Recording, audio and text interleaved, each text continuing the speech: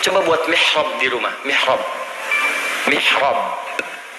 Mihrab itu tempat yang dikhususkan hanya untuk kepentingan ibadah, walaupun sehamparan sajadah.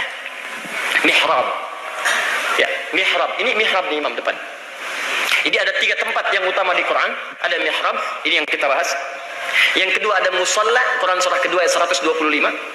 Wa ij'alnal baita mathabatan lin-nasi wa amna wattakhidhu min maqami Ibrahim musalla. Yang ketiga ada masjid.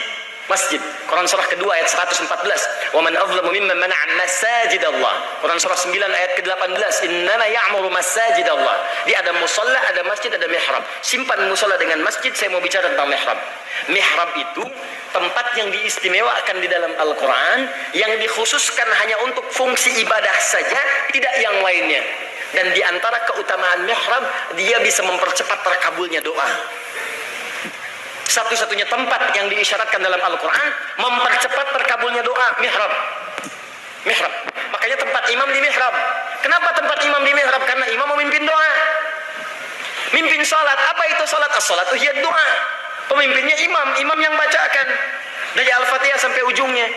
Antum mengaminkan. Kenapa tempatnya di mihrab? Diharapkan berpotensi jawabannya cepat diberikan.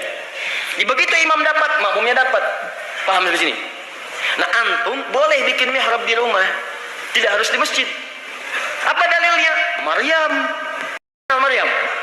Ayo kenal. Tahu Maryam? Semuanya tahu. Kenal Maryam? Maryam binti Imran. Ya. Kenal? Oh, biasa. Sudahlah. Saya namanya Maryam. Oh, Masya Allah.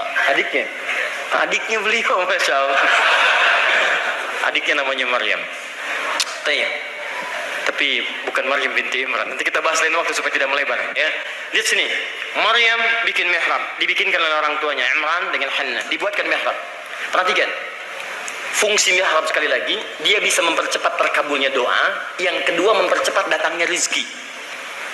Apalagi kalau antum satukan antara doa dengan rizki, itu luar biasa.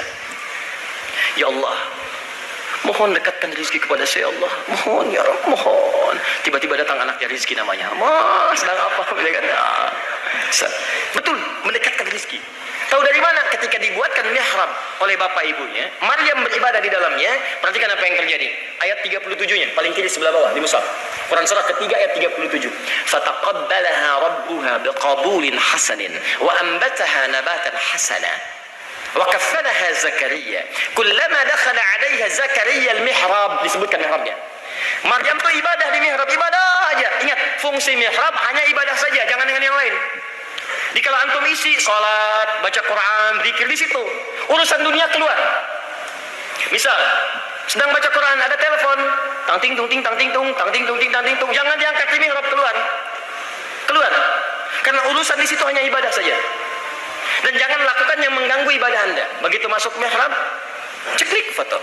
Sedang di mihrab, jangan ganggu ya.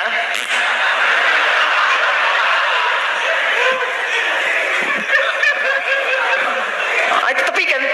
Jadi begitu Anda fokus pada urusan ibadah, maka apa yang terjadi? Wa kaffalaha Zakaria. Nabi Zakaria ditugaskan, antarkan kebutuhan, antarkan pakaian, makanan.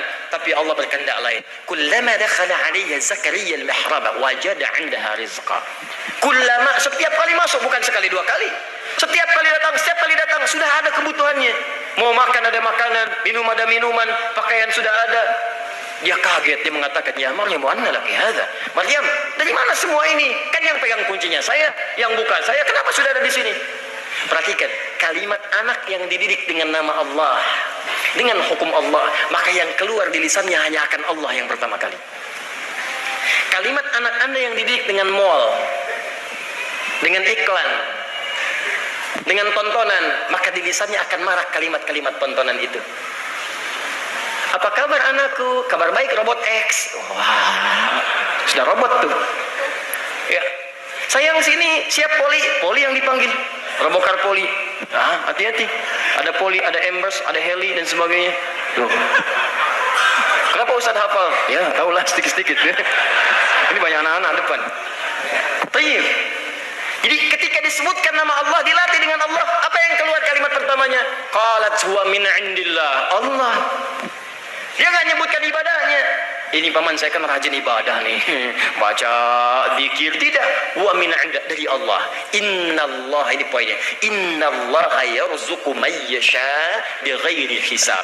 Allah akan memberikan rizki kepada siapa yang dikehendaki tanpa batas. Dan rizki bukan hanya harta, keturunan itu rizki, ketenangan rizki, kenyamanan rizki. Harta masuk rizki, bukan cuma harta. Nabi Zakaria membaca, oh berarti tanpa batas. Lihat cara bacanya. Allah memberi rizki kepada siapa yang dikehendaki, berarti saya harus masuk kepada yang dikehendaki itu. Apa yang dimaksudkan? Maryam punya mihrab, saya belum punya. Maka beliau berdoa di mihrab itu langsung, tidak meninggalkannya, langsung dimanfaatkan. Hunalika da'a Zakaria rabbah. Di mihrab itulah beliau bermohon kepada Allah. Salat beliau, baca, minta dalam salatnya.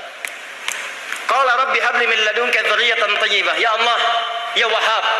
Wahhab itu sifat Allah yang memberikan tanpa batas.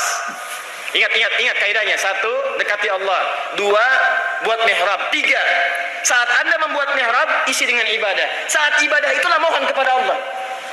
Bagaimana cara memohonnya? Pertama, sebut nama Allah sesuai dengan kebutuhannya. Misal, kalau minta rizki, ya Razzaq. Kalau minta ilmu, ya Al-Alim. Kalau minta dibebaskan dari kesulitan, ya Al-Fattah. Kalau minta dibebaskan dari gangguan, ya Al-Jabbar, ya Al-Malik. Minta disabarkan dari ujian, ya Sabr. Nah sekarang beliau itu divonis, ya tidak akan mendapati keturunan. Mustahil, maka beliau meminta dengan sifat Allah yang memberikan tanpa batas. Sifat pemberi tanpa batas disebut dengan Wahhab.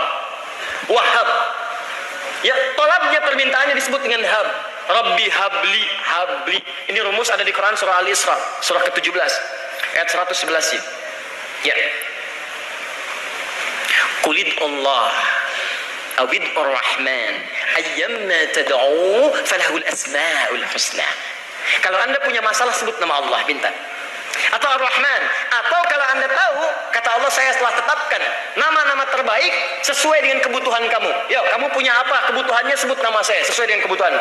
Itu yang disebut dengan Al-Asma'ul Husna. Rabbi habli.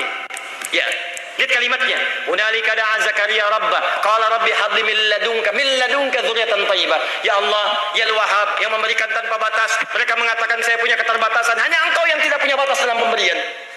Tolong saya mohon ya Allah, anugerahkan darimu saja, bukan dari yang lain. Keturunan ya Allah. Engkau pasti mendengar doa saya. Kalau pada yang maha mendengar saja tidak mengabulkan, lantas kepada siapa lagi saya mesti memohon? Anda tahu apa yang terjadi?